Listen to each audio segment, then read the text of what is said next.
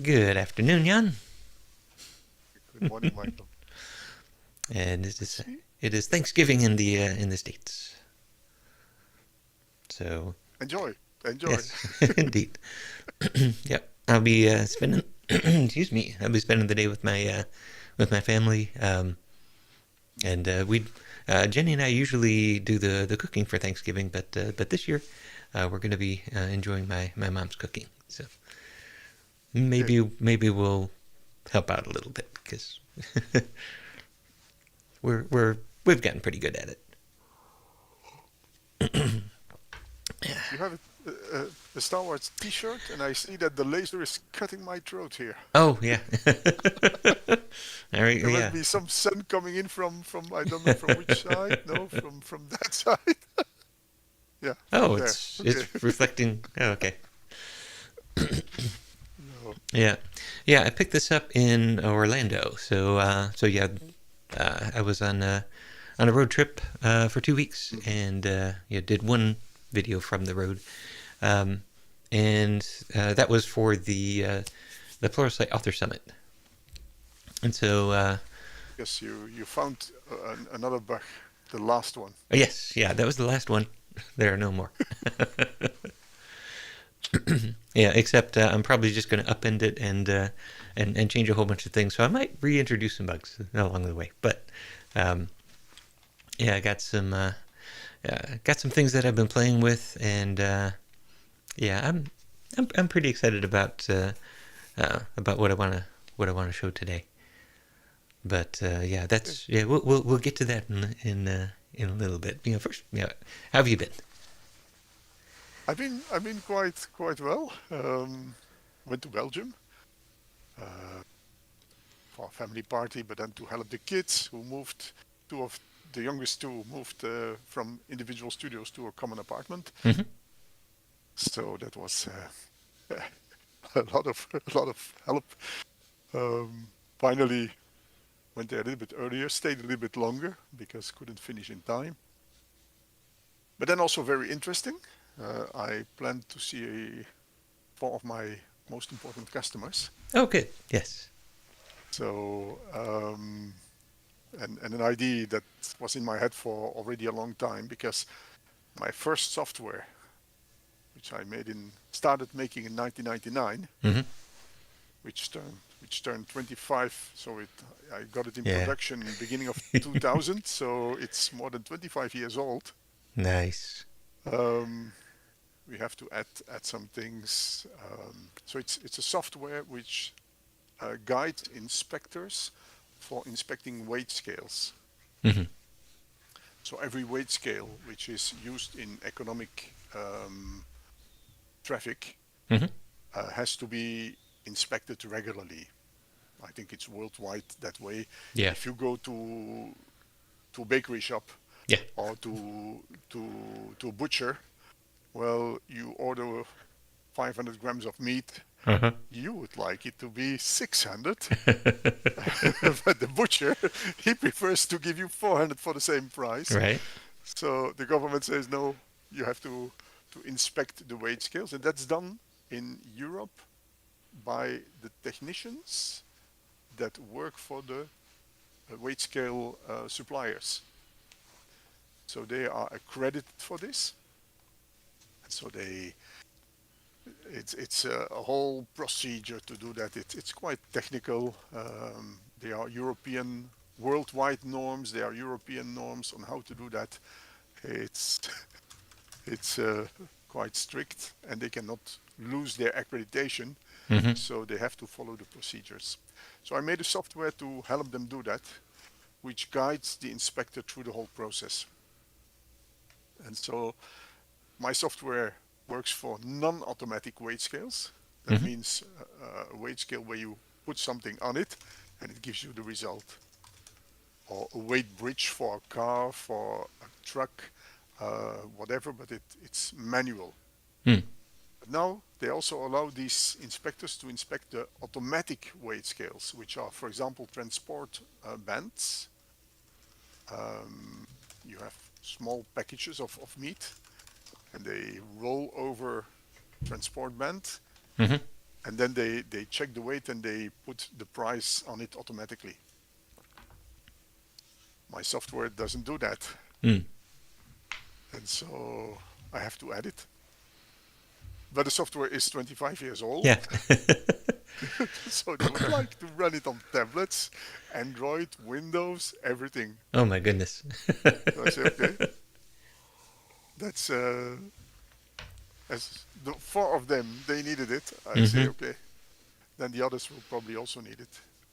So Yeah. Yeah. let's True. let's let's put DWS a little bit on pause and Mm-hmm. start with with this project. Yeah. Yeah. Um, That sounds like a big undertaking. There's going to be a lot of modernization that you need to do in addition to adding this new feature. well, it's well, the software has been used for 25 years and has been modified and updated regularly. Oh, it has been. Okay.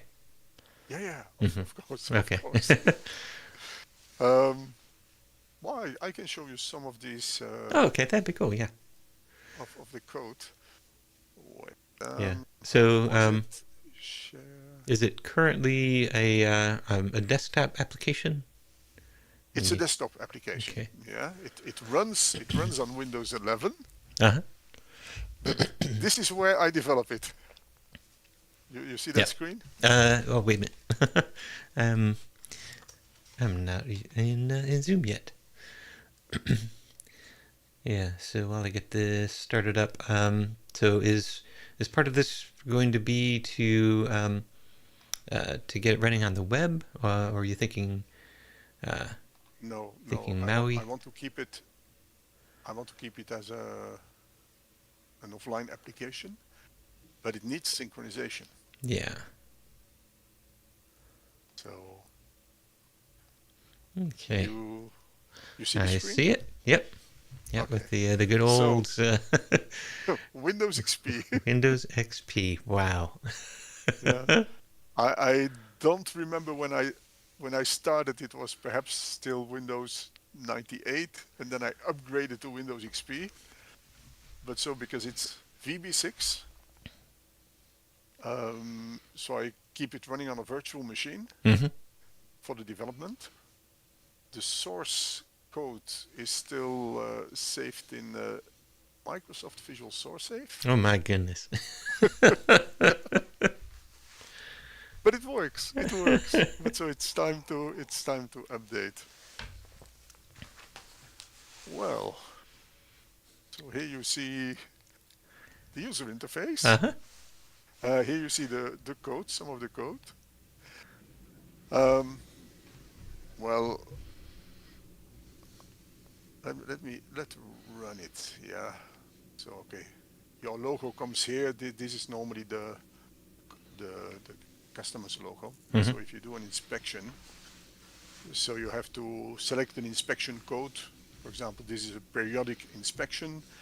Then you select a customer, and here you select the weight scale. Yeah, that Mm-hmm. screen I've shown you in the past because I like how this works. And then we have, oh yeah, this is the French user interface. Mm-hmm. So you have selected your customer, you have selected the weighing instrument with all its parameters here, Mm-hmm. and then you start the testing. Yeah, and for the moment there are 5 different tests that they have to go through. And here it says, for example, do you want to start with the third one or with the first one? Okay. Yeah, I say, let's start with the first one. Then I'm not going to go through everything, but Mm-hmm. that will give you some documentation about some of my questions. So here he tells you you have to put 40 grams. No, wait, this one was a weight bridge, so it's in kilo. Mm-hmm. 40 kilos, a weight bridge for trucks, for example. You have to put 40 kilo on the truck. I click tab, it goes to the next field. The next test load will be 400 kilo, 10,000 kilo, 40,000 kilo, and 60,000 kilo. Okay. And then are Then you I can typing say, in what the scale actually measures? well, no, Later on, later on. Oh, So okay. first I have to determine my test loads. So here I can add another one. I can, for example, say, oh, I want to add 5,000 kilo. And I want to add, for example, 20,000 kilo. Yeah. Okay. The ones that he proposed are the ones that are legally necessary. Yeah. Then I say, okay, no more, tap. And then he goes here. And he say, okay, what weight do you put on it? A weight of 40 kilo. The maximal error range here is 20. And then I say, for example, what I see on the display is 40 kilo. And before it jumps to the next, to 40, probably to 41 or 42, it Mm-hmm. depends on the scaling, I have, for example, to add, I don't know, 1 kilo. And then you say, okay, my error is 9. Before it shifts to 50, I think. Don't remember what was the setup. But so if it's wrong, it turns red. Mm-hmm. And so it guides the inspector here. For example, 400 kilo. I have to add 5 kilo to make it jump to the next one. And now he says it's time to go to test number 4 because you're adding weights. And at a certain moment, it's interesting to combine these tests Oh. because if for example, you load the weight scale with blocks of 500 kilo Uh-huh. and there is already 10,000 kilo, it's easier to combine the tests than to take everything off and start over again. Yeah. Yeah. Okay. So it So calculates the optimal strategy for yeah, testing. so here Interesting. we were at 400 kilos. Now it needs 420 kilos. Let's say, okay, I put 420 kilos on it. Uh, so I have to take a little bit off. For example, I take until he goes to the last, if I remember well. Then I have to add 2 kilos. And so I see, for example, 400, let's say 430 kilos. It's probably nonsense because I Mm-hmm. don't remember how it works Yeah. exactly. It has been But they 25 say, years. are you sure everything is fine? If I say yes, then he goes back to the first test. You see, now with Okay. 2,000 kilos. But so it's a whole mix and everything depends on the configuration. Yeah, and then I can go to the next test without, that's that test Yeah. number 4. And then you have test number 2. But you see, it's always the same pattern. Uh-huh. And you only can go shift tab, you go back. You can make corrections. Okay. Or you go forward. But it's not like I want to start here or here. No, it's just that cell. Yeah, it's a pretty constrained workflow, and Yeah, that's a feature that is, you need to follow this procedure. yeah. They need to follow an exact procedure. Mm-hmm. Sometimes they would like to have some more liberty, but the problem is that a lot of numbers have consequences Mm-hmm. further on. So here you have another test, test number 3, test number 3A, number 3B, test number 5, and then we arrive at the summary, Mm-hmm. where they can, for example, say, okay, this one was accepted, was refused, or was temporarily accepted. And yeah, there are some graphics, there are some weights that they can add, all this, Uh-huh. but actually that's the main thing. And then they say, okay, that's finished. Yeah, I say you have to fill out everything, but then it generates a nice report. Let me see whether I can show you that. 2025. No, no. L'état de scellement. Oui.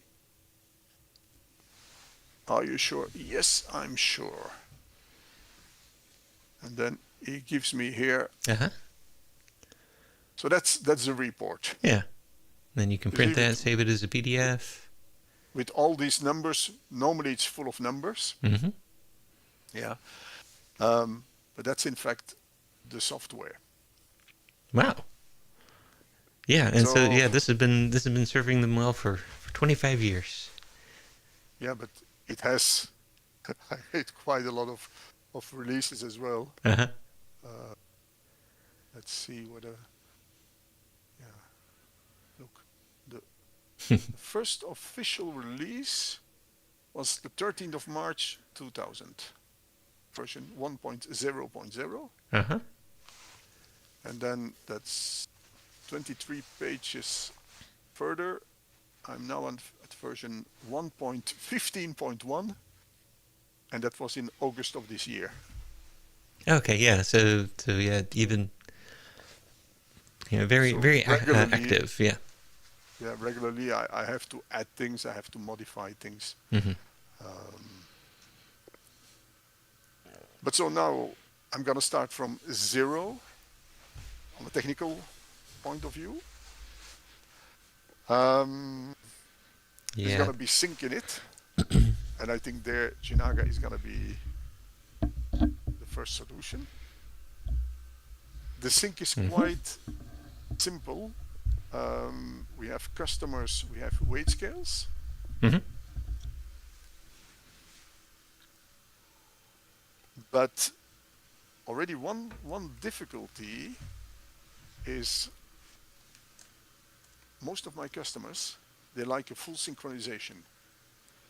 So when a technician arrives at a customer site, they enter, and the customer does not exist yet in the Mm-hmm. database. He enters the customer, he enters the weight scale, and that should synchronize to all the other technicians as well.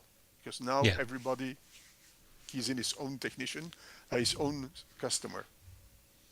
Yeah. However, there is one important customer who wants to have a synchronization based on dispatching. And actually, that's already implemented in the old version, especially for them.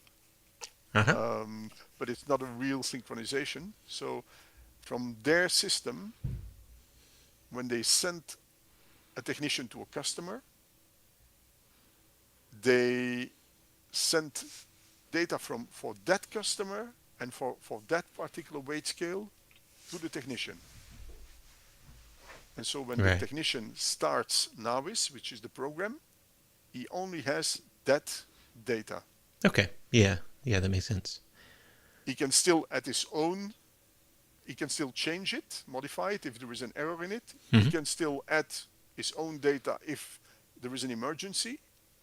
But even that, they would like to cancel. So Mm. everything Oh, should okay. come from the central computer. All right. Um, Yeah. for And the yeah, one of the patterns that we've been talking about in recent episodes has been doing a review. You notice an error, you make a correction, yeah, but it's not part of the official record until somebody approves it. Is that yeah, a workflow that they want implemented here? that's going to be the general workflow. So for all the customers except that one, Ah. we will we need that. Yeah. So it will work as an autonomous system, in general not connected to the central database. Mm-hmm. And so at the office, they need to have the inspection results back because they needed to upload it to a website from the government. Yeah. And they also want to avoid that every technician enters a customer again because Mm-hmm. it's a waste of time. And you have a database with a lot of different um, typing errors.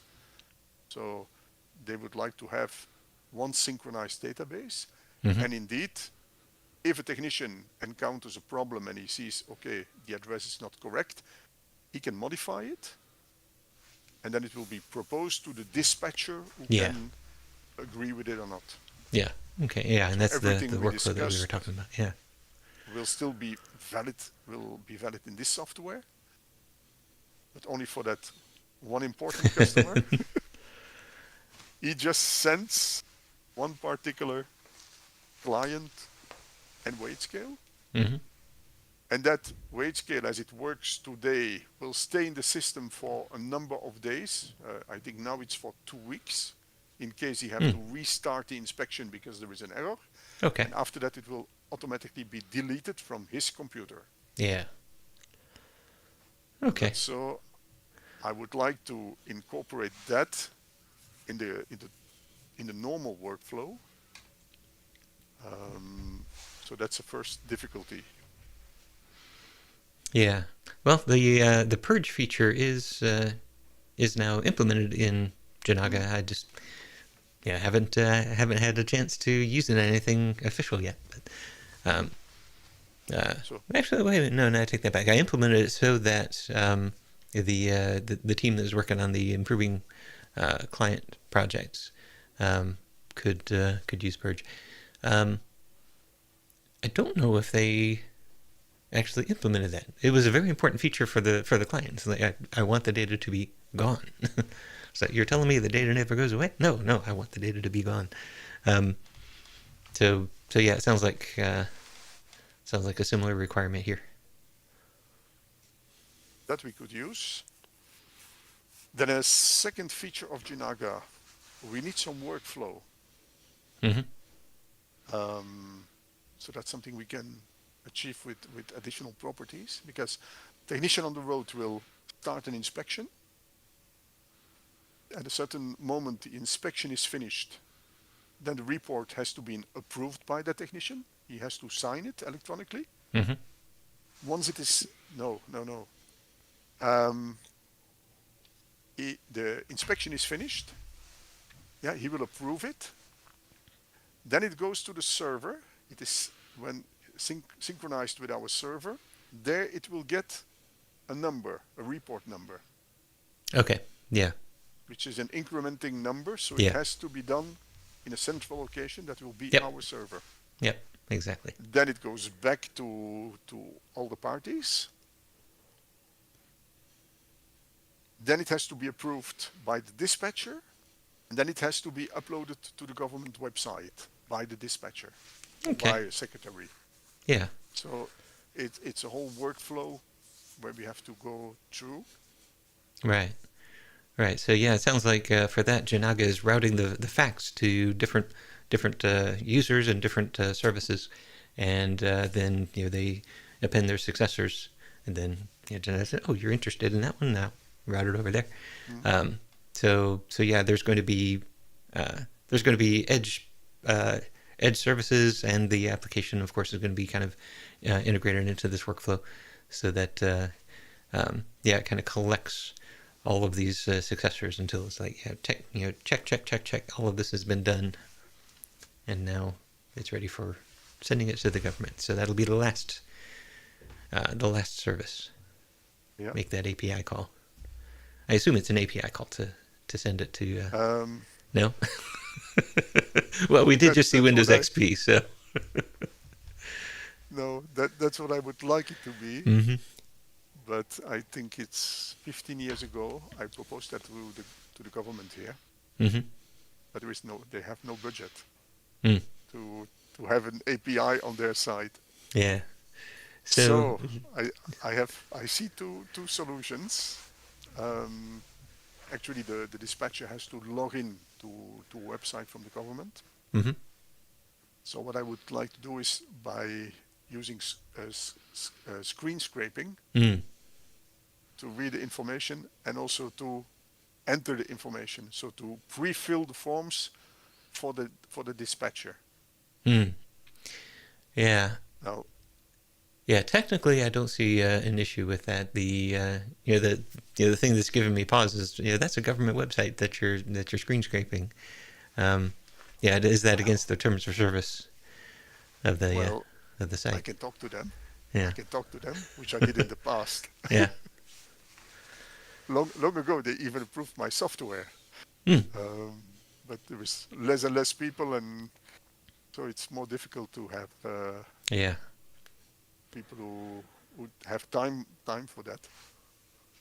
But I do have good relationship with them, and if it improves, I mean, this screen scraping is with a good purpose. Mm-hmm. It's not to hack the website. Yeah, that is true. And if really, for one or the other reason, technical or legal reason, it's not possible, then the last solution is just to offer the information in a layout which is identical to Mm. the website, So so you that just they have to, tab and what do they call yeah, that? Swivel chair integration. You just yeah. yeah, But I really want to avoid that. yeah. You have so many technical possibilities that it should be Mm-hmm. easier. Yeah, I mean, it could even be upload an XML file to a Mm. FTP server, but of course that would require budget on their side to parse that, yeah. Yeah, yeah. And if they're going to go there, they may as well offer an API and do it Mm. a more modern way. But okay, yeah. So Yeah. some Sometimes it's a little bit difficult. yeah. So They want to do it, but they don't have the possibilities for the moment. yeah. Okay. Um, and then the last, no, not the last thing, the one but last thing. Look at this code. For example, Mm-hmm. um, group 2 is test 2. Yeah. Select case, case, case, Okay. case. And so these So are are if these you if you go for example to the previous field, and it says, okay, are you in column number 0, column number 2, column number 3 or 7, mm, column number 6? Um, if this is true, then that, mm-hmm. and you see he enters the data directly into the labels. Yeah. MVVM was didn't exist at the Yeah. time, That's true. and even if it existed, I didn't know about it. So Yeah. so Yeah, I think I started working on that pattern myself around 2005 or so. mm, Um, and yeah, I think the original blog post about it was maybe a year or two before I started working on it. So mm. yeah. So it's an enormous case, and all the tests are mixed. So already I would like to have all the logic per test in a single object, Mm-hmm. to separate all the tests. I think that would be nice. Yeah. Um, and then also separate the user interface completely from the test logic. Right. Yeah.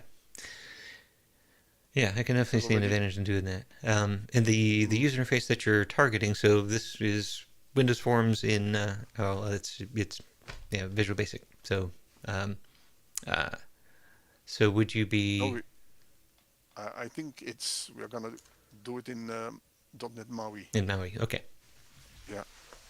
Um, Yeah. unless you tell me to do it No, otherwise. no, that Um, that's I think that's the right choice given mm, um, you given your comfort level with what you want mm, to maintain and the target platforms. So mm. ultimately, like you said, you wanted to get it to run on iPads. Um, so how quickly do you want the iPad um, integration? Yeah, do you want Um, to start no, there? for the moment, these 4 customers, they are running Windows laptops. Mm-hmm. They are running Windows tablets. Oh, okay. So tablet's running Windows. Yeah. So a Windows But application uh, runs on the yeah, tablet. Yeah. one of them, but the other one is running Android tablets. Mm, So okay. for the moment, Yeah. they have a Windows laptop just because of my software, Uh, but they would like they to would like have to. everything on the same tablet. Yeah. Yeah. Windows tablets are Um, getting kind of hard to find, aren't they? So I think that combination, Windows laptops, Windows tablets, and Android tablets, should be okay for Yeah, .NET MAUI. yeah, yeah. Perfect. The tablet user interface will be slightly different than the laptop interface because we have touch. Mm-hmm. Um, in general, they have a small keyboard with their tablets, but it should work without keyboard as well. Yeah, So it's a lot of numbers which they have to enter, but that could be done with a small yeah. Little keyboard. number keypad. The There could be an question, on-screen number keypad within the application itself. You can, yeah, um, of course, if it's on a tablet and you set focus, it's going to bring up an on-screen keyboard. I wonder if, yeah, I think you can on Android say this is a numeric input, and so it'll bring up a numeric on-screen keyboard. Yeah, we'll have to test that one out. But I think that would be a good then experience.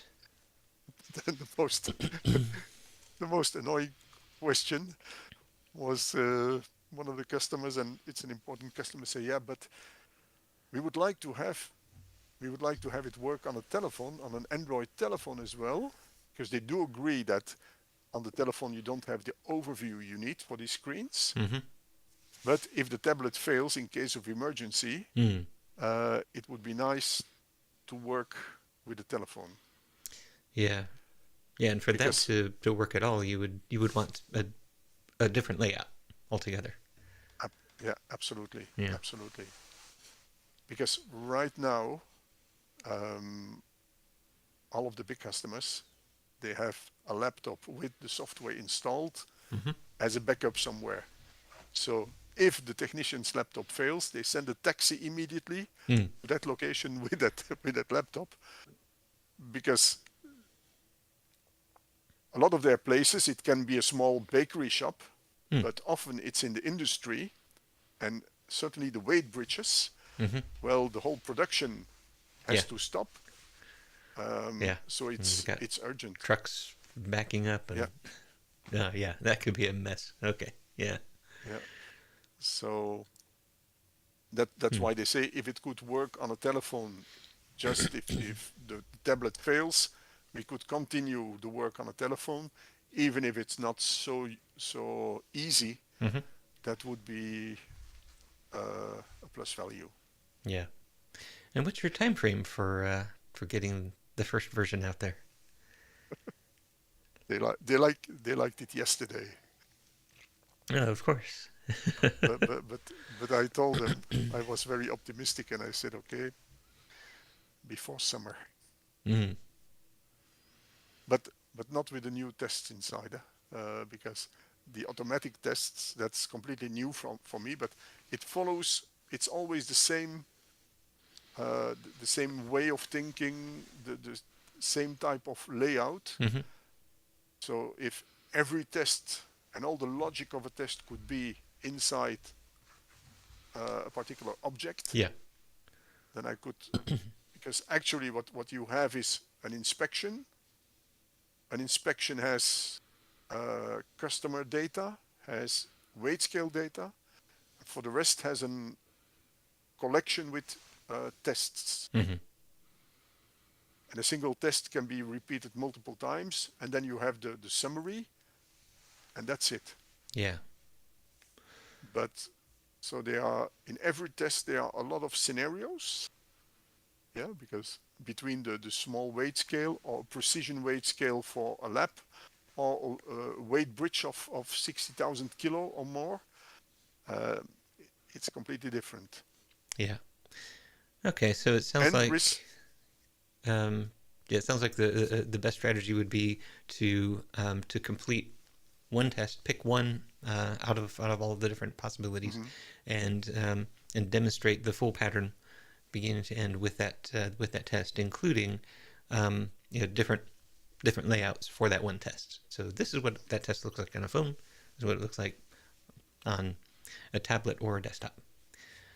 Um, yeah, and so that would also include the workflow components, maybe we could even focus on a subset of the workflow. Yeah, I'm trying to think incrementally. How do we get there? Um, yeah, because like the last part of the workflow, sending it off to the government, there's going to be some additional negotiation that you need to do in order to make that decide And how to that's do that. something they don't have it today. Yeah, So so we can save that part till that later. that can wait Yeah, until the last thing. Um, yeah. I think the as you say, the best thing would be to have the framework and to concentrate on one test. There is Mm-hmm. some interaction between the tests. So like we saw, we are working in test number one. At once he steps to test number four, he Mm-hmm. goes back to one. But also these interactions, that's not too complicated. That's just some conditions. Um, Okay. so that can be isolated, these conditions, in every test object. Mm-hmm. Okay. Yeah. Um, This is it's definitely going to be a challenging project. yeah, it's Yeah. but especially what is the biggest trouble right now also in maintenance is that big case, select case, Mm-hmm. statement. Yeah.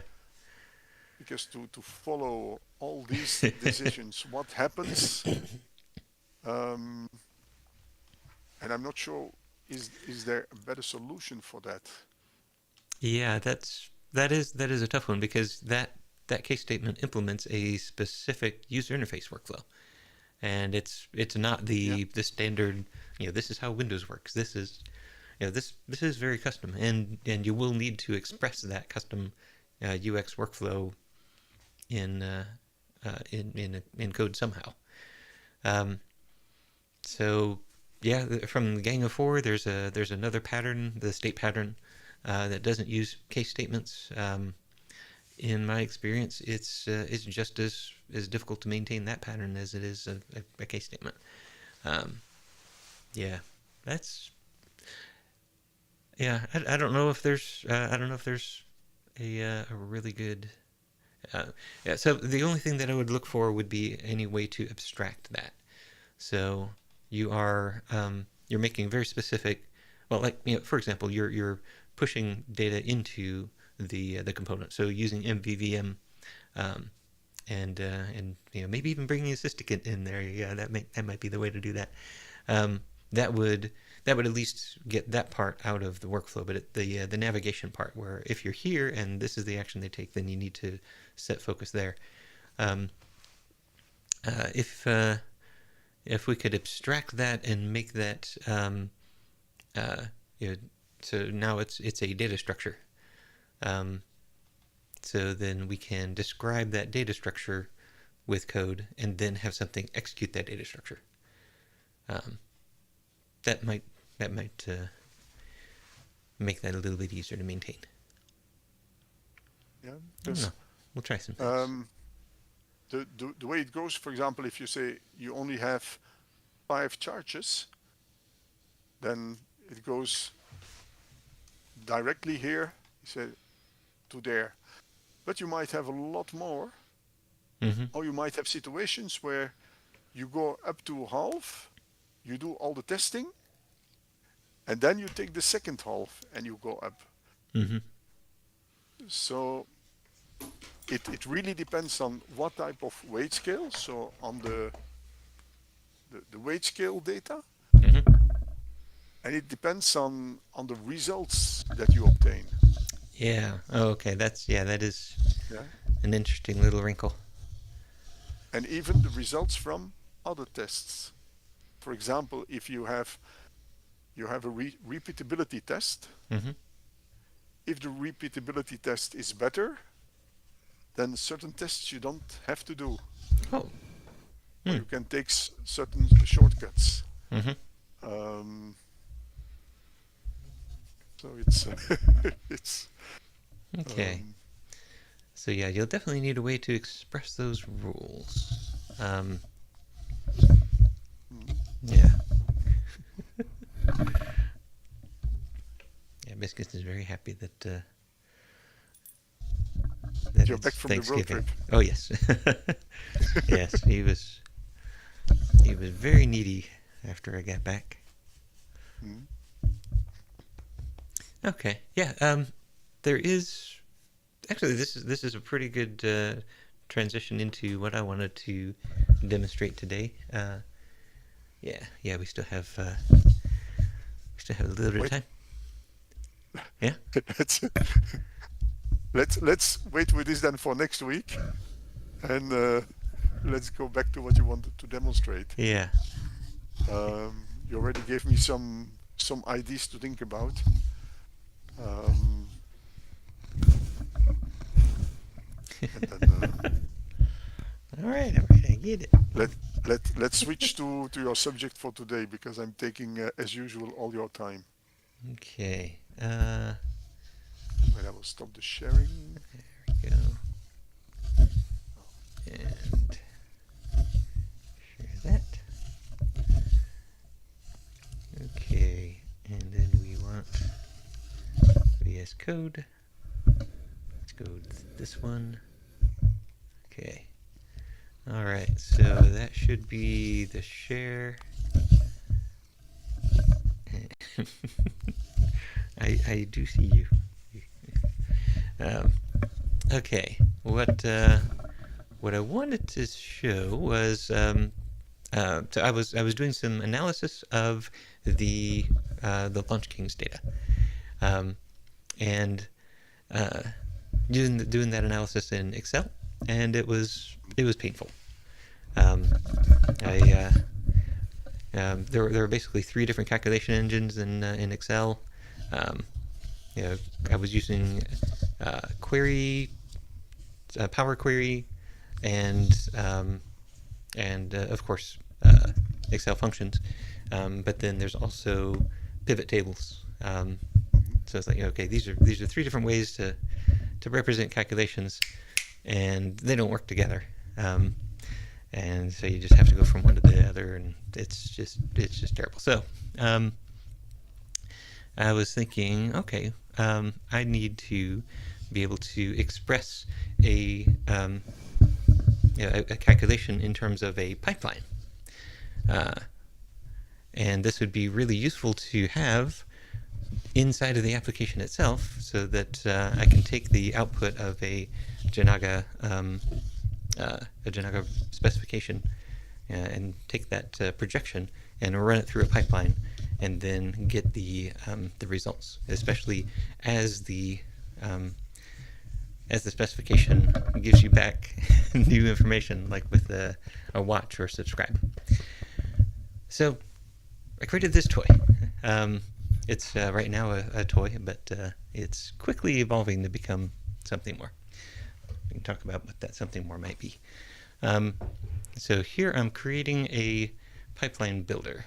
So here's my input item. So I'm going to be taking it's just this string category value name, and or this ID category value name. So over here is an input. Is this for the JSON. results of the voting? Yes. This would first be used for aggregating the results of the voting. So each individual attendee is submitting votes, and then the application aggregates those votes and shows the total to the person backstage, so that they can say, oh, this is the finalist who won, and or these are the three that go on to the next round. So so in this example, I just had AI generate some example data. So it chose consumer goods. So we got different categories of goods. We've got the price, the name, and so this is some of the raw data that you're starting with. And so what I'm doing here is that's the the shape of it. I'm creating a pipeline, and so that pipeline, if we then come in here and say dot, let me hit a tab dot, we've got all these different operations that now we can perform on that stream as it comes through. So, so perhaps the first thing that we want to do, let's just say, I'm going to give you the sum of the things in this array. So what array do we have? Oh wait, we can't do that yet because we don't have an array yet. Yeah. Some of the values. Yeah, we don't have a child array to operate on. This doesn't just sum and give you one value. Yeah, let's start with, we want to group by category.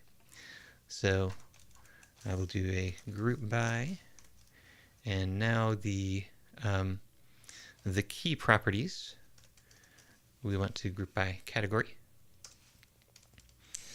We can include multiple key properties if we want to. And now the array name, what array do we want to put this group into? And so we'll call that items. Oops. And then, so yeah, that's it. So group by category, put it into items. And in fact, you can see that was the actually the first thing in the demo there. So I'm going to split and move this off to the right so that we can kind of see things as they go. So I'll save that, and what I should see, yep, here I've got different categories, and it should have done the items in that category. That part wasn't working. Okay, well, yeah, this is, let me start with the tests. The tests really kind of describe what we're doing. So here's the group by tests. Let's bring that back over here. So with the group by tests, and I will move our stuff over here. Boom, there we go. So we can see it a little bit better. With these group by tests, yeah, so I can create a pipeline. Here I'm grouping by categories in order to get the items. And so that's giving me back category with an array of values. The input in this case is just category value. So group by takes those objects, it picks the key property, makes that a property of the group, and then everything else stays within the item. So now I get back that array of items. And so when I add item 1, item 2, item 3 with these different categories, then I expect to see that group A exists. Group A items just has 10 and 30, and then B has 20. So this basically creates a little machine that, as I add items to that machine, it processes those items and then calls a state management function in order to keep the state up to date. Let me show you that real quick. Right here is we're simulating React state. So we've got our get state, set state. So set state is a function that that takes the old state and then modifies it and gives you back the new state, so that you can update things as you go. So that's that's simulating React so that I can take this and drop it straight into React. So yeah, the React state would be this. It would produce this result. Now the idea of processing this as you add things to the pipeline is so that within that Jinaga specification, you're getting a notification, hey, this is a new projection. This has been added. There's also remove. So this projection has been removed. It'll process that through the pipeline. That way you don't have to collect up all of the results and then process them in memory, which is what the application is currently doing. And so with large data sets, that takes a long time. This keeps a minimal set of information as it goes, and it updates the results every time you add. So yeah, you can do a group by, and then there's different aggregate tests or aggregates. So after you do a group by, you can then do where's the sum?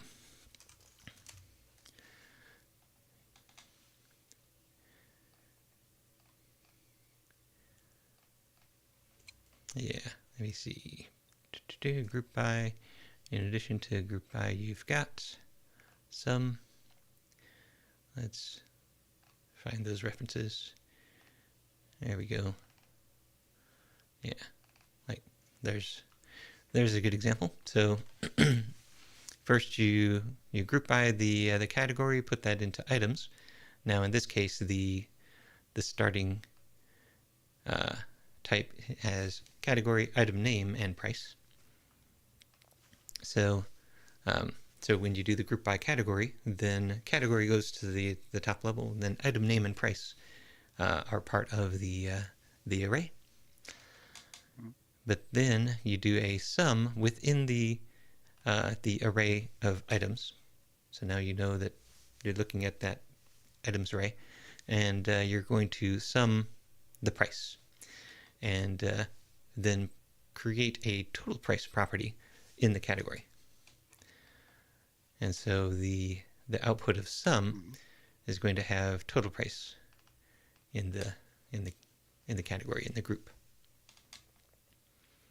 And so you do that. Now when you find this group output where the category is equal to electronics, then that sum is going to be 1700. So it'll add those up. Okay, so there is a total for electronics, there is a total for books. Yeah. Okay, for each category there is a total. Yes. Yes. So yeah, now that we've kind of seen that, let's see if we can get this working. So let me move this back And to so the right. Every time the watch sends in a new fact, that total will be updated. Yes, exactly. Yeah, so let me just... All right, so this is the raw data. It's given each of these different values. So this is the raw data that you see here. It's given each of them a key. So that's part of what it needs to do in order to keep track of things. So we'll do the group by, and so that should have created an items collection in there. I'm not sure why this demo isn't showing that, but then I'm going to sum over all of the items, and then that's going to add the total value. So yeah, you can see the total value is there. Yeah, not sure why the items is not there. But now you still have that items collection, even though you can't see it here. And so you can do another operation. So now I want to count the items. So count the items and put item count into the grouping. So yeah, if I hover over that, now I see this is the shape that I expect. Category is a string, items is this array that has the ID, the value, and the name. And now I've added total value and item count. So, so yeah, some of the other things, of course, you could do an average if you want. Find the maximum of a property. So the max of the value. So there's the most expensive item in that one. Min value. Add that property as well. But this one right here, pick by max. So this is going to, within the items collection, look at value, find the item that has the maximum value within that set, and then add a property called most expensive item. So run that, and now we've got most expensive item is this $12.99 laptop computer, or the design patterns book for $34.99. So yeah, this lets you build a pipeline on the fly that is going to process your data, and then it's going to write that data to something that looks like a React state store, and it's going to do that more quickly than if you were just load all the data into memory.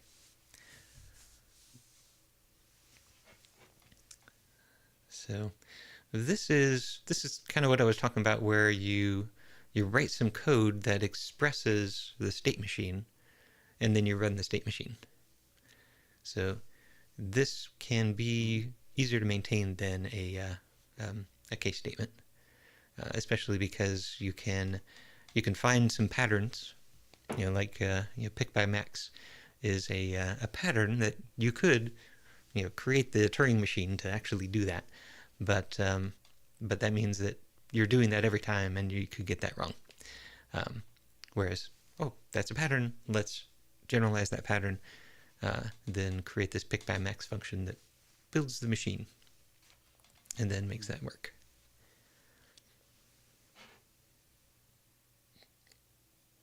And how would that translate then to these screens? Yeah. So in the case of what we're seeing here, so this I want to add to the Jinaga library, so that when you execute a specification, you can then also create a pipeline, and then Jinaga React will bind that. So you'll get that behavior in Jinaga React with just an expression. Using this same sort of technique for navigation, then what you could do is have this navigation builder create this set of classes, and then whenever you execute a command, move to the next, then you call that machine with, here I am, this is the command I want to do, and it finds the right class, and then it returns the value.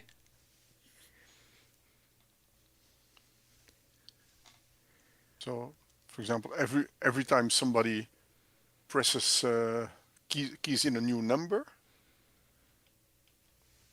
that automatically it finds the next cursor position. So these wouldn't be these operations, like these data operations. Instead, in your case, it would be you would probably have like dot field.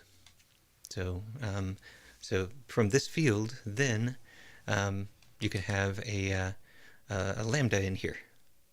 So now you can set up the next one is this, or the conditions under which so when they hit next, you go to this one if this is true, or go to that one if that's true. And then basically take the same information that you're expressing in the case statement, but then compress it down to a set of function calls. Yeah.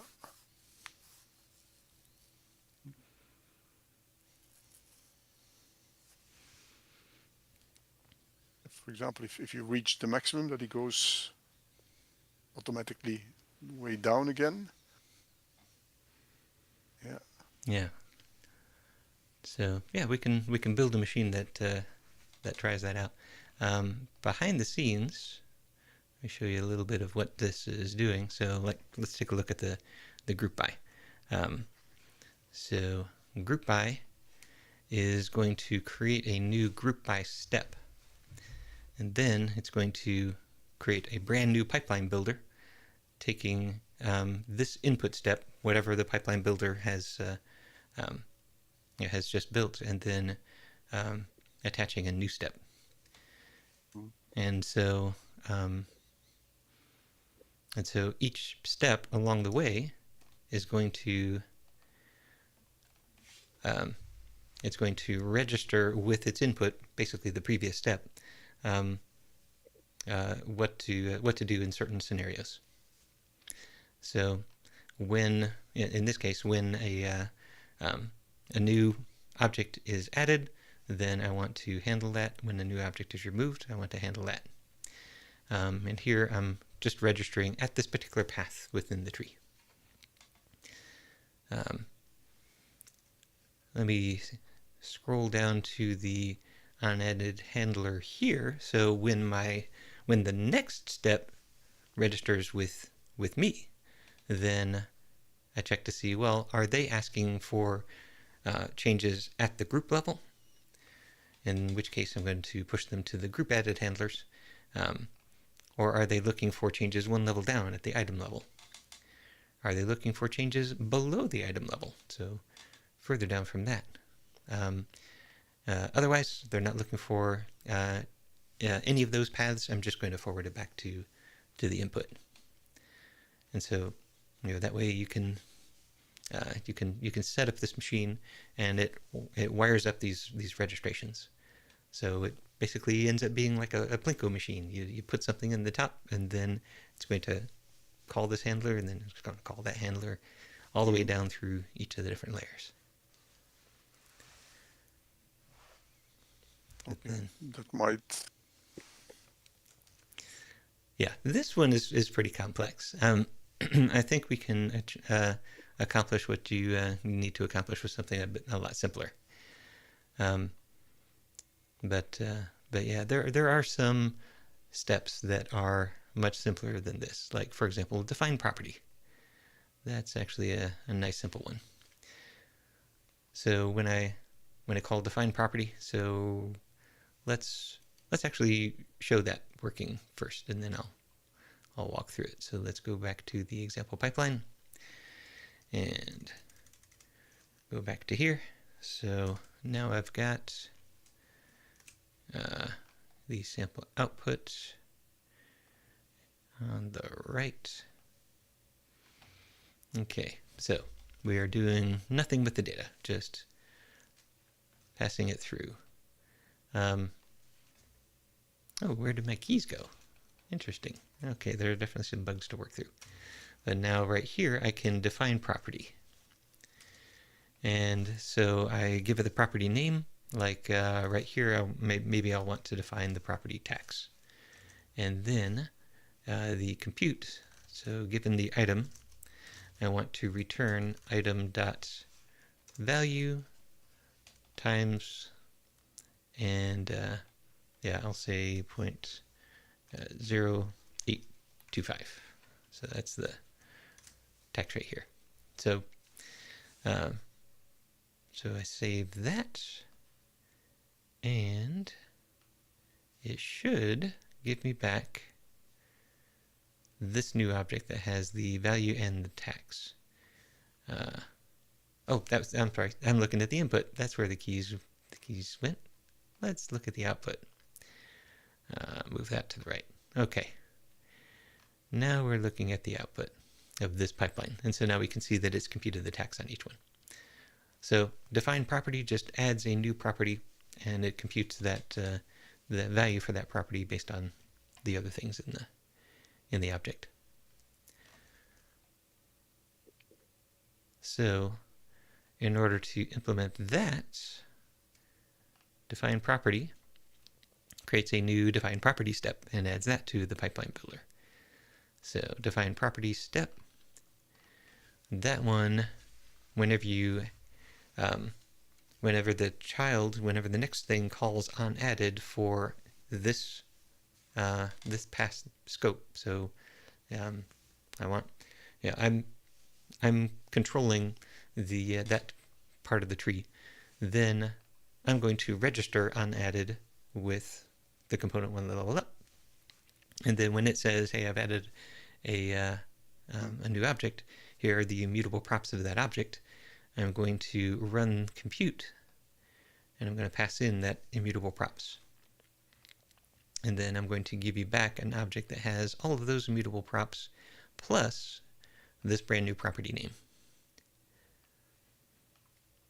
And so that's what I'm going to pass to the handler that registered with me right here. So yeah, you can see it's not storing this on the way through. It's just, when I learn about something, I'm going to compute this property. I'm going to continue it down the chain. But if it's not for this path, then I'll just pass that along.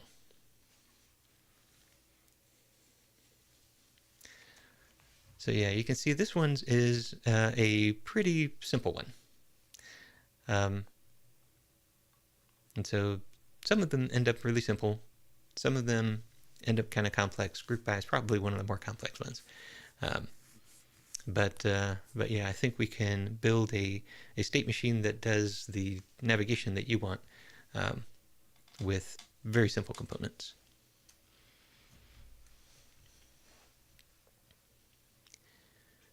But that's the feature that I'm going for there. I want to be able to express in code. Let's process these results as quickly as we can, and then have an updating aggregate at the end.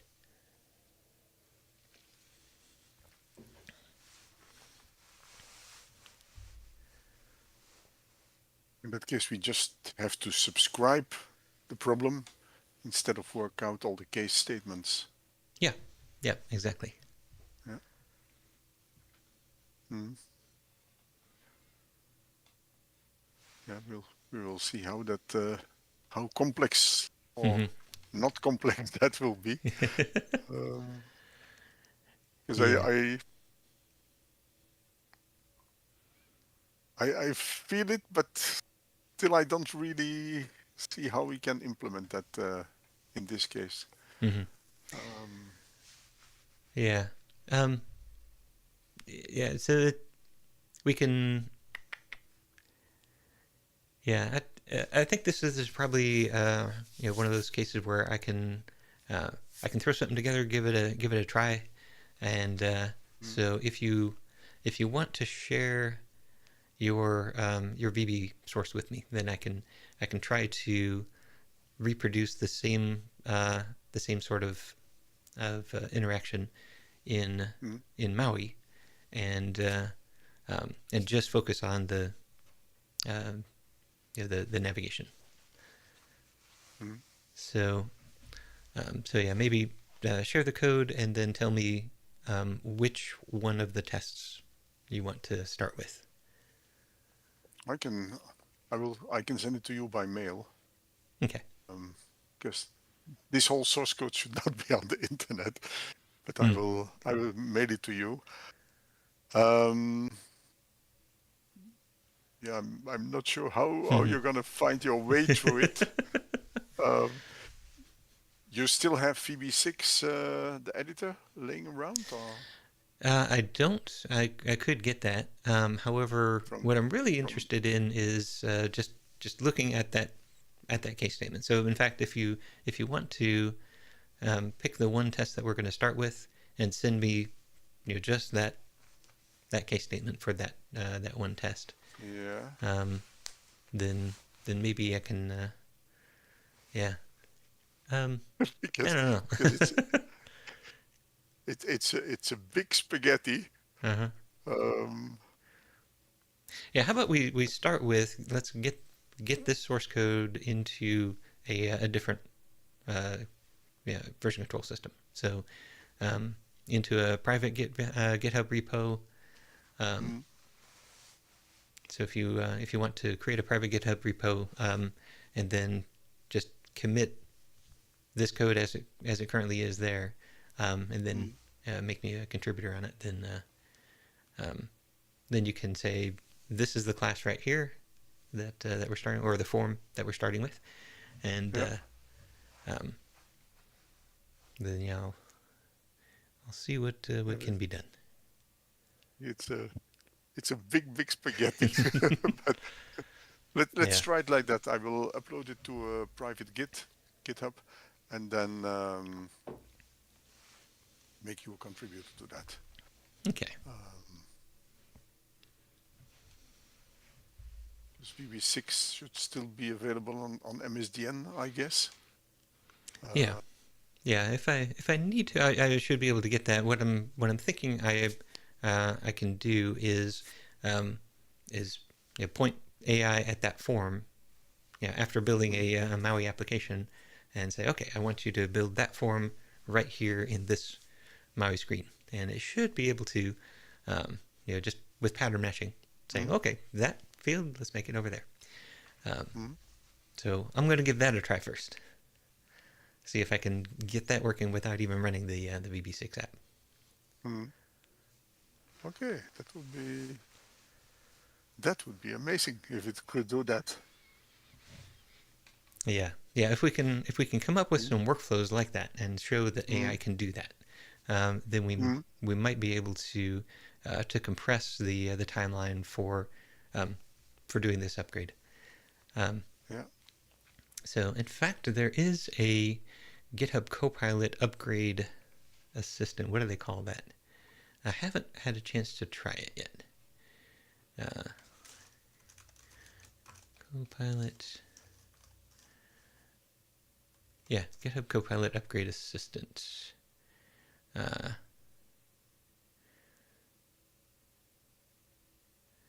uh, looking for... Oh, GitHub Copilot App Modernization. Is that the right one?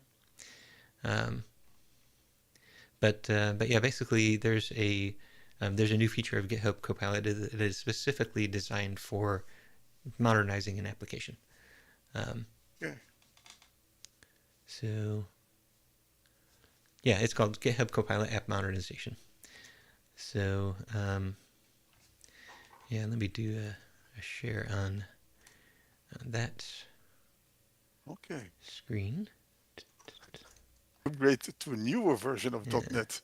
They don't talk about VB6. Yeah.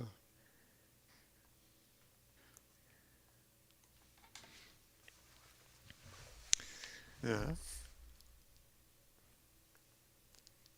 So See. because this is AI based, I'm Mm, not too concerned with that statement, um, mm, because AI will understand code in any of the languages that it's been trained on, and even some that it hasn't.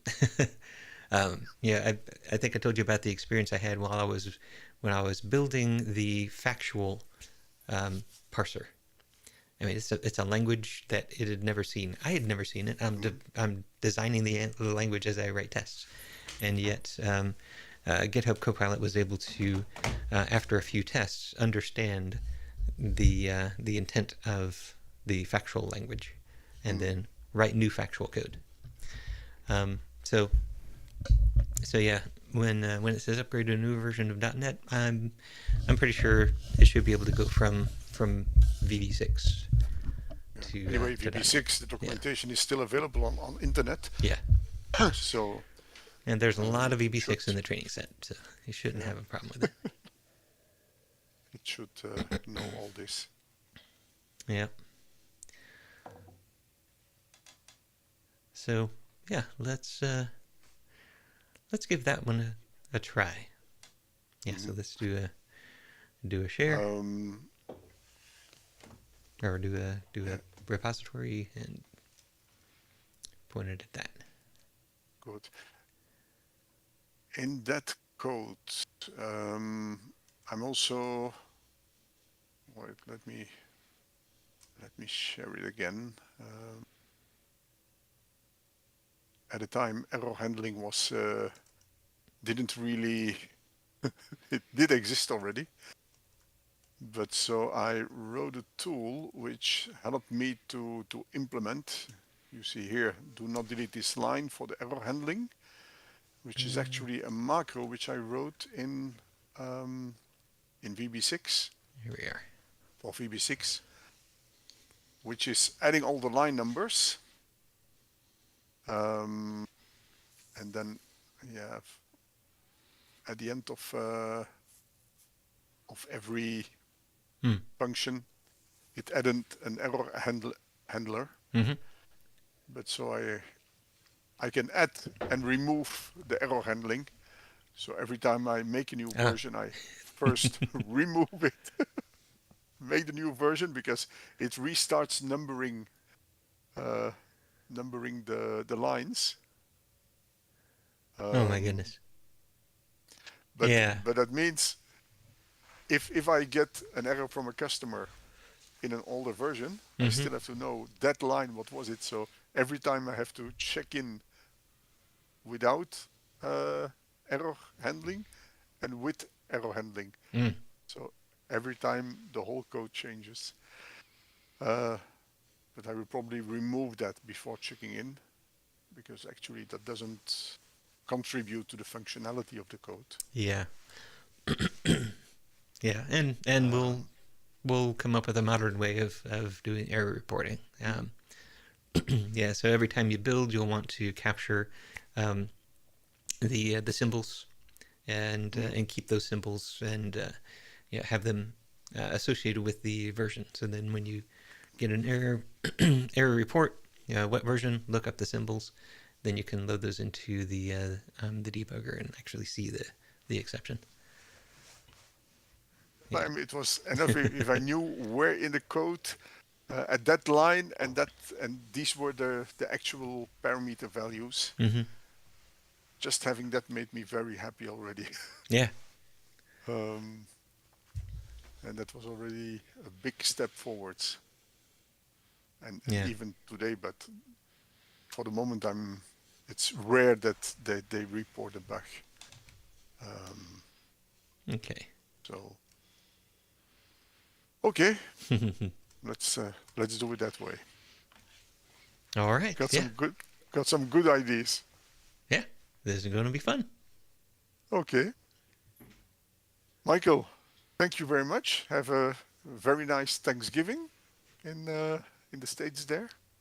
Thank you so much. Yeah. Yeah. You have a great day. And And we'll, next week you will be there. yes, we will see each other next week. Uh, wait, yeah, okay, yeah, I will be there next week.